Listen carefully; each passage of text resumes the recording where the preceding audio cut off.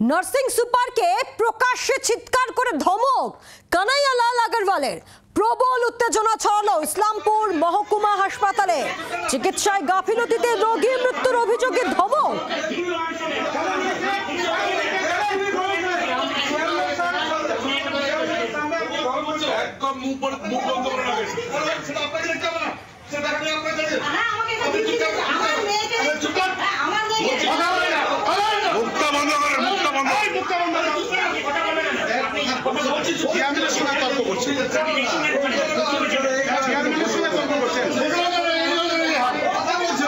হসপিটালে অবস্থা খারাপ করে রাখছে এরা,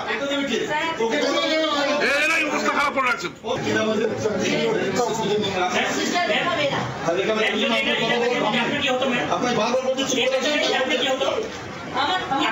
কথা বলবো, ভবানন্দ রয়েছেন টেলিফোনে প্রতিনিধি। ভবানন্দ, একেবারে এই ভিডিও ভাইরাল হয়েছে, প্রকাশ্যে ধমক এবং চিৎকার করে ধমক দেওয়া হচ্ছে নার্সিং সুপারকে। পুলিশ পৌঁছে যায় তর্কাতর্কি থামাতে।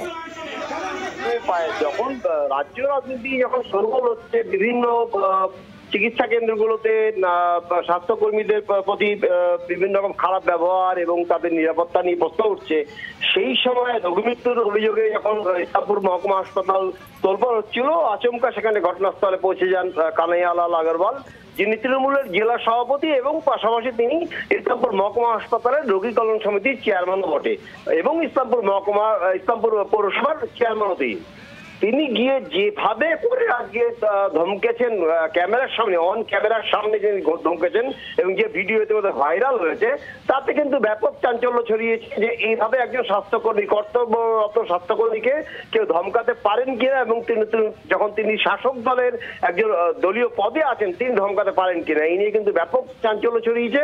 ইতিমধ্যে ইসলামপুর মহকুমা হাসপাতালের স্বাস্থ্যকর্মীরা বিষয়টা নিয়ে আলোচনায় বসছেন। কিছু একটা আগামীকাল সকাল হলেই হয়তো স্বাস্থ্যকর্মীদের নতুন ধরনের একটা কোন আন্দোলন ইসলামপুর বা রায়গঞ্জের মানুষজন দেখতে পারে বলে মনে করা হচ্ছে রাজনৈতিক মহল থেকে। তবে বিষয় যখন সামনে 2026, তার মধ্যে রাজনীতির রং তো অবশ্যই লাগবে। ইতিমধ্যেই কিন্তু বিরোধীরাও বিষয়টার মধ্যে মাথা গলাচ্ছেন বলে আমরা জানতে পারছি। পায়েল, ধন্যবাদ। রাত্রি 1টার সময় খুব বাড়াবাড়ি হয়েছে, আবার 1টার সময় আনা হয়েছে। 1টা থেকে নিয়ে এই পর্যন্ত ডাক্তার কেউ ঠিক মতো, ডাক্তার বলছে যে ওনার কোনো সিরিয়াস নেয়নি। যদি আমাদের বলতো সেরকম যে বাইরে নিয়ে চলে যাও, তাহলে আমরা নিয়ে যেতাম না। এখানে ফেলে একটা নার্স আসেনি এখানে, আমি যেখানে 2-2.5 ঘন্টা থেকে বসে আছি, আমরা কতবার গেছি, কেউ আসেনি এখানে। মানুষটা ছটফট, ওদের কি চোখে পড়েনি? ডাক্তারদের নেগলিজেন্সির জন্য চলে গেল। পেশেন্ট পার্টির এটাই অভিযোগ যে ওর প্রপার ট্রিটমেন্টটা হয়নি। আমরা পেপারসও দেখলাম, একটা প্যানক্রিয়াটাইটিসের পেশেন্ট ছিল, ডক্টর মন্ডলকেও দেখেছিল, উনি শুধু ইঞ্জেকশন দিতে বলেছিলেন। পেশেন্ট পার্টি বলছে যে সেই ইঞ্জেকশনগুলো ঠিক মতো দেওয়া হয়নি। এই পেশেন্টটা স্যাটাম করেছে, মারা গেছে। হসপিটাল সুপারভাইজারের মাধ্যমে জেনে নিতে পারবো যে ট্রিটমেন্টটাতে কোথাও গাফিলতি আছে। বাংলার আওয়াজ, বাঙালির আবেগ, জি 24 ঘন্টা।